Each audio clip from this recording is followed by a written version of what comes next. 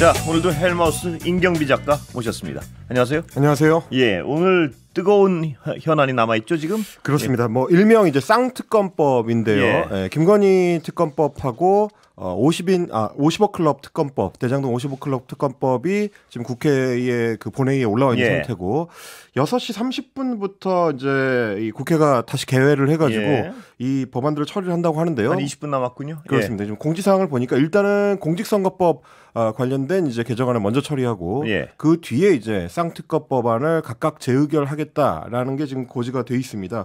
제가 조금 전에 이제 그 국회 의장실 쪽에 좀 문의를 해봤더니 아마 일명 쌍특검법안은 이게 이제 수기 처리를 해야 되기 때문에 최종 결과가 나오는 데까지는 조금 더 시간이 걸릴 것 같다. 뭐 정확히 알 수는 없겠지만 몇 시쯤 될까요? 그럼 대략? 지금 뭐 이제 의장실에서 예상하기로는 결과가 나오려면 한 7시 한 20분 정도는 돼야 되지 않겠냐 뭐 이렇게 전망들을 하더라고요. 물론 이제 이거는 앞에 안건들이 어떻게 처리되느냐를 좀 보셔야 될 것 같습니다. 그렇죠. 저희 방송 중에 만약 결과가 나오면 속보 전해드리겠습니다. 그런데 전해드리겠고요. 그 속보는 전해드릴 건데 일단 가정을 해서 그 의미를 좀 짚어보죠. 지금 뭐 쌍특검법 그 중에서도 이제 김건희 여사 관련된 도이치모터스 특검법에 대해서 야당에서는 그동안에 이제 이 공세를 좀 오래 끌어온 측면이 있습니다. 이미 이제 대통령이 1월에 이 재의결 해달라고 국회로 돌려보낸 상황인데 언제를 재의결 날짜로 잡을 건가를 두고 이제 여야가 서로 이제 수싸움을 좀 해오는 측면이 있었고요. 다만 이제 여당에서 조용한 공천을 계속 이제 이어가면서 현역 의원들한테 이제 유리한 공천이 좀 진행이 되는 것도 결국에는 이 쌍특검법을 처리할 때 이탈표가 좀 최소화될 수 있도록 그 방향을 잡은 게 아니겠느냐라는 얘기가 많이 나왔고요. 그래서 실제로 오늘도 이제 여의도에 좀 취재를 해보니까 여당에서 이탈표가 나올 가능성은 그렇게 높지 않다. 왜냐하면 어떤 건드린 사람이 없으니까요. 그렇습니다. 이제 강하게 반발하고 있는 현역 의원들이 거의 없는 상태고, 뭐 저희도 이제 이 시간에 몇 번 전해드렸다시피 아직도 이제 서울 강남권이나 TK 지역에서는 지금 경선이 진행되고 있거나 공천이 아직 앞두고 있는 지역구들이 있기 때문에 바로 반발해서 반발표를 행사할 그 의원들은 현역 의원들은 많지 않을 것 같다. 그렇죠. 근데 이제 뭐 지금 이제 국회 의석 구조로 봤을 때는 야권에서 모두 단일하게 이제 찬성표가 나오더라도 여권에서 이탈표가 최소한 17표 이상은 나와줘야 되는 상황이기 때문에 그 정도 규모의 이탈표를 확보하기는 뭐 쉽지 않을 것 같고요. 일단 재의결해서 통과되긴 어려운 상황이군요. 객관적으로는. 현실적으로는 좀 그럴 것 같습니다. 그리고 이제 이미 공천을 받은 의원들도 상당수가 있고 앞으로 이제 경선을 앞두고 있는 국회의원들 같은 경우도 여권에서는 어쨌든 이게 실제로 통과가 돼가지고 특검이 진행이 되게 되면 총선 기간 내내 아주 강한 악재로 작용을 할 걸로 전망이 되기 때문에 본인 선거를 위해서도 아마 이제 부결에 투표할 가능성이 높다. 뭐 이렇게도 보는 것 같습니다. 여권 현역 의원들로서는 반란표를 던질 이유가 지금 별로 없는 상황이죠. 네, 그렇습니다. 그때 우리가 여기서도 계속 얘기했지만 만약에 자기 공천이 얼그러졌다거나 뭐 혹은 공천 배제가 됐다고 하면 그 어떤 상황에서는 김용남 의원의 말을 따르면은 전 의원의 말을 따르면 양심에 따라서 투표를 할 수가 있는데 이거 제 얘기가 아니고 순수한 양심에 따라서 투표하는 게 김용남 전 의원의 말인데 만약 어떤 공천에 배제되거나 뭐 했으면 양심에 따라 투표할 분들이 꽤 될 텐데 지금으로서는 조금 더 이제 원색적으로 표현하자면 소위 이제 분풀이 투표를 할 수 있는 가능성이 생기지 않겠느냐. 제가 분풀이 투표의 가능성을 물어보니까 김용남 전 의원 그 워딩이 아니 분풀이가 아니라 양심에 따른 투표를 할 거라고 그래서 제가 기억이 나서 말씀드렸는데 또 한 가지는 이제 공천에 탈락하게 되면은 본인이 이제 무소속으로 나갔을 때 어느 쪽이 더 무소속 당선에 유리할 거냐를 계산해 보자면 그렇겠죠. 그러면 여권 후보한테 타격을 입힐 수 있는 방향으로 고민할 수도 있거든요. 그렇죠. 이제 지금 상황이 좀 그렇게 안 흘러가다 보니까 아마 이탈표가 많지 않을 것 같고요. 그리고 이제 홍익표 민주당 원내대표나 민주당 원내 지도부에서 지금 시점을 이제 재의결 시점으로 잡은 것도 여권에서 이탈표가 별로 나올 것 같지 않기 때문에 그럴 거면 이 사안을 이제 길게 끌어봐야 오히려 자칫 잘못하면 공천 탈락한 민주당 쪽 의원들이 다른 생각을 할 수도 있다라는 위기감이 또 작용을 했을 것 같습니다. 그렇다면 관전 포인트 중에 하나가 지금으로서 보기에 현실적으로 여당 반란표는 나올 가능성이 별로 없고 별로 없죠. 야당에서 혹시나 이제 공천 탈락한 의원들이 정말 분풀이 반란표 오히려 이제 이탈표가 나올 가능성이 없지 않다. 근데 이제 뭐 그것도 이제 자세하게 좀 취재를 해보니까 참석률, 예. 실제로 이제 본회의장의 출석률이 얼마나 될 거냐가 더 쟁점이라고 하더라고요. 예. 그러니까 출석한 의원들 같은 경우는 본인이 아무리 이제 공천 탈락을 했다고 하더라도 그렇겠죠. 본인의 네. 어떤 정치적인 어떤 기존의 행보가 있기 때문에 김건희 특검법에 대해서 민주당 소속이었던 의원이 이제 반대표를 행사할 가능성은 높지 않고 높지 않겠죠. 네. 그리고 그냥 출석을 안 해버릴 가능성은 있다. 이런 정도로 보는 것 같습니다. 민주당 지지자들로서는 만약에 공천 탈락했다고 여기서 이탈표를 던지면은 만약 그게 드러날 경우에는 뭐 드러나기가 쉽지는 않겠지만 드러날 가능성은 높지 않죠. 예. 드러날 경우에는 정말 정치 생명의 치명상을 입는 거기 때문에 아무런 명분이 없지 않습니까? 민주당 지지자들이 보기에는 뭐 그렇습니다. 예, 그래서 하여튼 이탈표가 나오느냐도 굉장히 관전 포인트군요. 그러니까 왜 중요한 관전 포인트가 됐느냐면 뭐 소위 말해서 이제 이미 이탈한 분들이 있잖아요. 탈당을 해버린 의원들도 있고 다른 당으로 옮겨가 버린 민주당 의원들도 있고 이 사람들이 얼마나 출석을 할 거냐가 일단 첫 번째 관전 포인트고 출석을 했는데도 불구하고 지난번에 비해서 반대표가 늘어났다. 그래버릴 경우에는 이제 민주당에서 이제 옮겨간 이탈표가 확인이 되는 거기 때문에 그렇죠. 그러면 이거는 이제 민주당의 소위 말하는 내홍의 확대 혹은 내용의 확인 이렇게 될 수 있다. 정말 시끄러워질 수 있죠. 그러면 그렇습니다. 오늘 조금 더 이제 챙겨 보실 필요는 있습니다. 자, 그러면 일단 결과가 나오면 청취자 여러분들이 좀 구체적으로 알 수 있게 표로 좀 얘기를 해볼까요? 몇 표면은 지금 이탈표고 그 표의 어떤 그걸로 좀 지금 계산이 될까요? 무슨 말이냐면은 몇 표가 반대표가 나오고 몇 표가 찬성표가 나오면 민주당 이탈표가 몇 표 정도 예상되고 뭐 이렇게 좀 정리가 할 수 있을까요? 뭐 지금 이제 전체 의석이 299석인 상태이기 때문에 그래서 지난번에는 이제 여권 이탈표가 18표 이상이 돼야 된다라고 했었는데 지금 이제 뭐 재석 의원 숫자가 좀 줄어들기 때문에 그래서 17표로 이제 이탈표의 기본 개념이 좀 바뀌어 있는 상태이긴 하고요. 제 의결이 되려면 말씀이시죠? 그렇습니다. 3분의 2 이상의 이제 찬성이 필요하기 때문에요. 뭐 그런 상황으로 이제 볼 수가 있을 것 같습니다. 그러면 여권 이탈표가 17표여야 되는데 지금 이 17표 중엔 거의 가능성이 없고 이탈표가 나올 가능성이 여권에서는 지금요. 뭐 알 수 없습니다만 이제 가능성이 지금으로서 아까 말씀하셨지만 그럼 계산하려면 야권 이탈표가 있느냐 없느냐 계산하려면 나머지 표를 계산해 봐야겠군요. 네, 그렇습니다. 의석수에서 저쪽 여당 표를 다 빼고 지금 계산이 좀 복잡하죠? 지금 당장 제가 계산이 좀 복잡하네요. 한번 저도 계산을 해보겠습니다. 자, 그러면 지금으로서 현실적으로 여권 이탈표가 나올 가능성은 거의 없는 상황. 그리고 야권이 전체 찬성표를 던져도 통과는 어려운 상황. 뭐 그렇게 되겠네요. 다만 이제 홍익표 민주당 원내대표 같은 경우에는 뭐 기자들이 오늘 이제 계속 물어봤습니다. 그러면 이제 만약에 부결이 될 경우에, 그러니까 뭐 그렇게 되면 이제 폐기가 되는 건데 그럴 경우에는 어떻게 할 거냐 했었더니 재발의를 하겠다, 그러니까 재추진을 하겠다라는 입장을 이제 명확하게 했고요. 그 경우에는 지금 이제 이미 추가로 제기된 의혹들이 있기 때문에 법안을 조금 내용을 바꿔서 그러니까 의혹들을 추가해가지고 김건희 여사에 대한 특검 법안을 재발의하겠다. 언제로 하겠다는 건가요? 뭐 이게 시기에 대해서 특정하지는 않았는데 아마 뭐 길지 않은 기간 내에 또 추가로 추진할 총선 전에 다시 추진하겠다 이 얘기인가요? 그렇습니다. 왜냐하면 이제 민주당 입장에서는 이 사안에 대한 어떤 발화력을 계속 좀 유지를 하고 싶어하기 때문에 뭐 아마 뭐 길지 않은 기간 안에 다시 추진할 걸로 보입니다. 왜냐하면 객관적으로 여론조사상 이 어떤 김건희 여사 관련한 여론이 굉장히 안 좋은 건 팩트로 드러나고 있는 거니까요. 이 사안에 대해서 어떤 결론을 지으려고 계속 몰아붙이는 것이 민주당으로서는 총선에 유리하다는 판단을 할 수밖에 없겠죠. 다만 이제 재발의를 하더라도 3월달로 넘어가게 되면은 이제 총선 시즌으로 넘어가기 때문에 본회의가 이제 안 열리게 되거든요. 그 경우에는 뭐 처리 자체도 시간이 좀 오래 걸리고 뭐 이번 국회 회기 안에 처리될 가능성은 뭐 거의 없다. 그럼에도 불구하고 상징적으로 아마 이제 일단 법안 발의는 해놓을 가능성이 높습니다. 공천 얘기 좀 해볼까요, 그럼? 어디부터 갈까요? 야당이 시끄러우니까 야당부터 갈까요?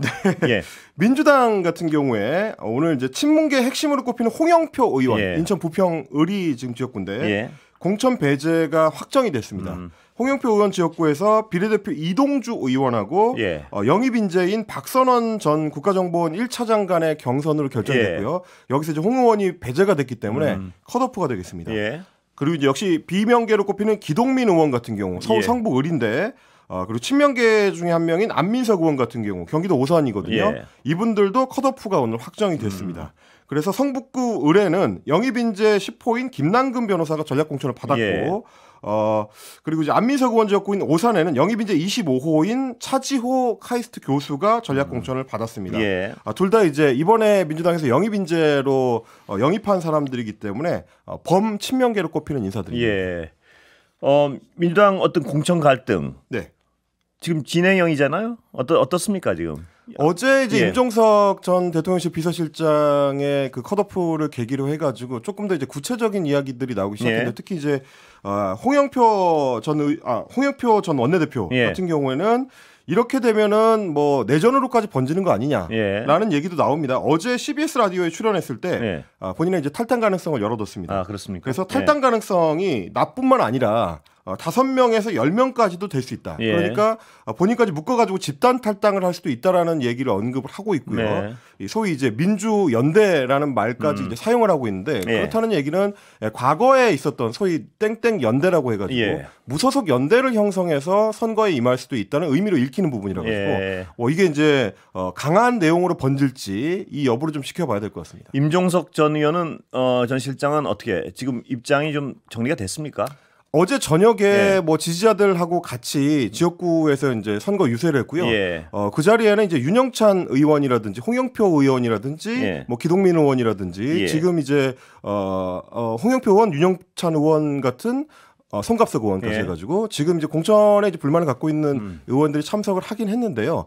뭐 예상했던 것보다 이제 참석자들 규모가 그렇게 크지는 않았습니다. 그럼에도 불구하고 참석한 의원들이 상당히 좀 강하게 지도부와 이 공천 과정을 성토하는 일종의 성토대회가 됐었기 때문에 앞으로 이 비명계의 구심적 역할을 임종석 전 실장이 할 수도 있겠다. 뭐 그런 어떤 신호탄은 됐었던 것 같습니다. 임종석 전 실장이 과연 탈당이나 뭐 이런 극한의 어떤 정치적 결심을 할지에 대해서는 아직 확답을 할 수는 없는 상황이죠. 오늘 홍익표 원내대표가 이제 아침에 라디오 인터뷰를 할 때는 본인이 좀 얘기를 해봤는데 탈당까지 할 것 같지는 않다라고 하고요. 그렇게 들었습니다. 예. 그리고 이제 당내 인사들하고 좀 얘기를 해봐도 임종석 실장 본인이 이제 탈당할 가능성은 높지 않고 오히려 당에 남아서 총선 이후 그러니까 이제 8월에 민주당도 전당대회가 예정이 돼 있는데 전당대회를 겨냥해가지고 이제 비명계의 핵심으로 당대표에 도전하거나 당권 경쟁을 할 가능성이 더 높지 않겠냐 뭐 이렇게도 평가를 하는 것 같습니다. 예. 임 전 실장의 경우에 탈당을 만약에 결행하게 되면 정말 정치 생명을 완전히 건 행위가 될 텐데 그 리스크에 대한 보답이 있을까에 대해서는 갸우뚱하는 분들이 많은 것 같아요. 예. 그렇습니다. 뭐 저희가 몇 번 말씀을 드렸습니다만은 서울의 중구 성동갑 같은 경우에는 무소속 출마했을 때 양당 사이에서 이제 큰 어떤 성과를 내기가 쉽지 않은 지역구다 보니까 무소속 탈당을 한 이후에 행보를 잡기가 좀 간단치는 않긴 합니다. 예. 자, 여당 얘기 좀 가볼까요? 예. 네. 국민의힘 같은 경우는 오늘 눈에 띄는 게 인천 계양갑에 최원식 전 의원을 전략공천한 겁니다. 최원식 전 의원 같은 경우는 이제 19대 총선 때 다른 데도 아니고 이제 민주통합당 소속으로 국회의원에 당선된 적이 있었습니다. 그리고 또 이제 이재명 대표하고 사법연수원 동기생으로 언론에도 많이 호출이 됐었기 때문에 이거는 사실상 이제 이재명 대표를 겨냥한 공천이 아니냐라는 해석들이 좀 나옵니다. 왜냐하면 이제 이재명 대표 같은 경우는 계양을이 지역구고요. 오늘 최원식 전 의원은 계양갑에 공천을 받았고 계양을에는 이미 국민의힘에서 원희룡 전 국토부 장관을 전략공천한 상태고 그러니까 사실상 이재명을 향한 전선에다가 시너지 효과를 더하려고 이 공천이 이루어진 거 아니냐 뭐 이런 해석들이 있습니다. 자, 그리고 여기 속보가 들어와 있는데요. 새로운 미래가 기자들에게 공지를 보냈는데 이낙연 대표가 3월 3일 오전 10시 30분에 광주 김대중 컨벤션 센터에서 광주 출마 회견을 한다고 밝혔다는 겁니다. 그러니까 광주에 출마하는군요. 내용을 보니까 이제 지금 이제 광주 서구 을이냐 혹은 광주 광산 을이냐 정도에서 저울질을 좀 하고 있는 것 같은데 서구 을 같은 경우는 이제 양양자 의원이 지역구를 갖고 있었는데 지금 이제 뭐 지역구에서 이탈한 상태긴 합니다만. 그래서 아마 광주 지역에 본인이 직접 출마를 해서 새로운 미래가 좀 호남에서 바람을 일으킬 수 있는 교두보를 만들려고 하는 거 아니겠냐 뭐 이렇게 전망이 됩니다. 예전에 이제 개혁신당하고 이제 합당 작업을 하고 좀 진행을 할 때도 그때도 호남 지역에 이낙연 대표가 출마를 해줘야 된다라는 요구의 목소리가 많이 있었거든요. 아마 이제 그 부분을 좀 의식한 걸로 보이고요. 최근에 새로운 미래가 지지율 측면에서 상당히 좀 고전을 면치 못하고 있기 때문에 그걸 좀 끌어올리기 위해서라도 대표 선수가 역할을 한다는 좀 생각을 한 것 같습니다. 지금 아까 지지율 방금 말씀하셨지만 그 지지율을 반영해서 생각해봤을 때, 추정해봤을 때 광주 출마가 성과를 이루기는 객관적으로 굉장히 어려운 상황이 아니겠습니까? 지금으로서는. 물론 뭐 출마지가 정해지면 지역에서 이제 어떻게 보느냐는 또 좀 별개이긴 합니다. 어쨌든 이낙연 대표가 뭐 국무총리도 지냈고 대선 후보로도 이제 유력 주자였었기 때문에 막상 또 지역구에 이제 뛰어들게 되면 지역 구민들은 좀 다르게 생각할 수 있기 때문에 그걸 좀 지켜보긴 해야 됩니다만 전반적인 지지율을 기반으로 봤을 때는 당선권에서 이제 힘을 내기가 뭐 간단치는 않겠다라고 이제 이 호남 지역에서는 이제 전망들을 하는 것 같습니다. 물론 이제 내용은 조금 더 들여다봐야죠. 그건 뭐 판세랄까 그 지역 주민들의 생각이 어느 쪽으로 그렇기 때문에 그러나 특히 호남 지역, 광주 지역의 경우에 전략적 투표를 하기로 어떤 전통적으로 유명하지 않습니까? 그 전략적 투표의 표심이 어디로 갈지는 한번 지켜봐야겠습니다. 저희가 이제 그 해석은 늘 그렇게 합니다. 호남 같은 경우는 민주당 내에서 이제 캐스팅 보트 역할을 많이 하는 유권자들이 있는데 왜 그러냐면 이제 주로 호남 민주당 지지자들이 이제 지향하는 것이 전국구 정치인과 그 전국구 정치인이 대권을 잡을 수 있을 정도의 유력 후보가 되기를 원하거든요. 그런 측면에서 이제 이낙연 대표가 광주에 출마를 했을 때 그런 설득력을 지역 유권자들한테 보여줄 수 있겠느냐. 그게 이제 관건이 될 것 같습니다. 조국혁신당은 당명을 조국혁신당으로 했군요. 네, 그렇습니다. 지난번에 이제 선관위에서는 조국신당은 불허를 했었는데 조국의 의미가 사람 이름이 아니고 파더랜드 조국으로 됐을 때는 이제 그게 가능하다라는 해석이었거든요. 그래서 이제 오늘 조국혁신당으로 최종 결정을 했고요. 당의 상징 색상을 이제 푸른색 계열로 잡았습니다. 중앙 색깔을 이제 트루블루라고 해가지고 대표 단색을 정했고 뭐 코발트 블루, 딥블루 뭐 이렇게 해가지고 푸른색에 약간 좀 변주를 주는 색깔들로 세 개 색깔을 선정을 했는데 그 의미는 당연히 민주당보다 더 푸른 어떤 민주당의 진보 역할을 맡겠다. 그렇습니다. 더 선명한 뭐 민주당이 되겠다. 뭐 그런 의미로 좀 읽히고요. 뭐 지역구에 별도 후보를 내지 않고 비례 투표에 좀 집중하겠다. 이런 의지를 좀 보이고 있습니다. 검찰 개혁을 전면으로 내세우고 있고요. 그런데 지금 지지율은 상당히 나오는 여러 조사 결과가 나오고 있습니다만. 물론 뭐 이제 개혁신당 같은 경우도 이준석 신당이라든지 이렇게 이제 그 이름을 달고 나왔을 때는 지금보다는 지지율이 더 높게 나왔었고요. 신당 효과라는 게 보통 이제 본격적으로 당 이름을 내걸고 이제 시작하기 전까지 조금 더 높게 나오는 경향이 있긴 합니다. 그 한번 봐야겠네요. 그 부분을 좀 참조하셔서 조국혁신당이 이후까지도 그 지지율을 유지할 수 있을지도 역시 마찬가지로 관전 포인트가 되겠습니다. 그리고 이거를 언급 안 할 수 없는데 법무부가요. 한동훈 비대위원장 당시 한동훈 독직 폭행 혐의 대법원 무죄 확정받은 검사를 징계했다. 뭐 이런 내용인데. 정진웅 대전고검 검사인데요. 2020년 10월에 한동훈 독직 폭행 논란이 있었습니다. 그때 이제 휴대전화 핸드폰 뺏고 막 이런 거죠? 네, 유심칩을 이제 확보하려고 하다가 이제 같이 넘어지고 뭐 이런 장면이 연출이 됐는데 그게 이제 대법원까지 가가지고 최종적으로는 무죄였습니다. 고의가 없었다라는 이제 판결을 받았는데 그럼에도 불구하고 지난해 5월에 법무부에서 정 검사에 대해서 징계 청구를 했고요.